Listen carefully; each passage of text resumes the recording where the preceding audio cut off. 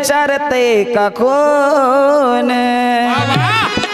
या समाजामध्ये माणूस पैशाने श्रीमंत मोठा होऊ लागला, पण या पैशाची आणि या बंगल्याची आणि गाडीची किंमत काय आहे म्हणून तर सांगायचं आहे.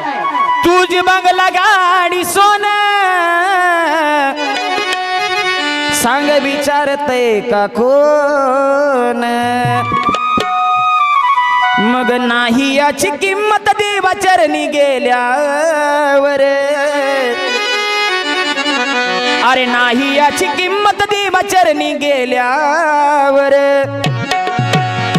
आणि मग माती मोल करल देव मनात आल्यावर.